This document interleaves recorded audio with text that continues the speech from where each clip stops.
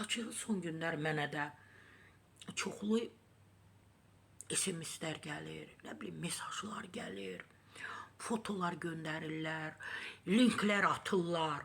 Baxıram Afrika. Mən hara, Sara Səfra hara, Afrika hara.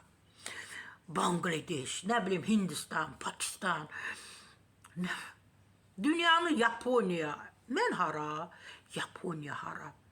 Özü israrla deyirlər ki, linka açın, linka girin də. Heç nə yox, ən çox məni heyrətləndirən Afrikadan gələn zəng və mesaj oldu da. Güya Afrikadan gəlib də, güya. Amma təbii ki, burada edirlər onları. Artıq mən sevinirəm ki, bizim güc nazirlikləri artıq çox ciddi iş rejiminə keçiblər. İnsanları, vətəndaşları maarifləndirirlər, xəbərdar edirlər. Hər telefon zənginə cavab verməyin, linkləri açmayın, foto şəkilləri açmayın. Nə bilim, kartlarınızla bağlı gizlilər var. İnsanlara deməyin, təbii ki, bankdan zəng vurmuşam. Hər birimiz bankla işləyirik, kartlarımız var. İstəmirik üstümüzdə, çantamızda, cüzdanımızda nağd pullar gəzdirək. Təbii ki, istəyirik ki, kartda olanda daha sərbəst oluruq, daha asan da oluruq. Düşünürük ki, çantamızı, nəyimizi itirəndə azından kartımızı bərpa edə bilərik də.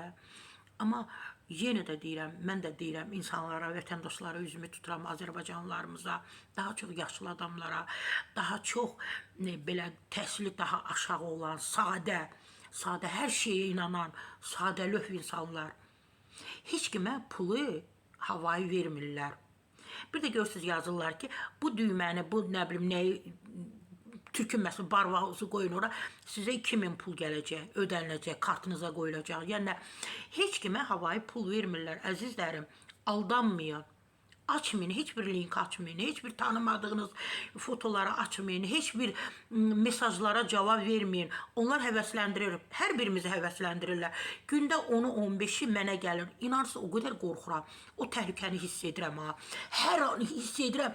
Görəndə belə tir-tir titrəyirəm ki, ay Allah, birdən toxunaram mən də nəyəsə. Hörmətli izləyicilər, təbii ki, biz və Daxili İşlər Nazirliyinə, Güc Nazirliklərinə təşəkkür edirik ki, onlar insanlara hər gün 10 dəfə, 15 dəfə maarifləndirirlər.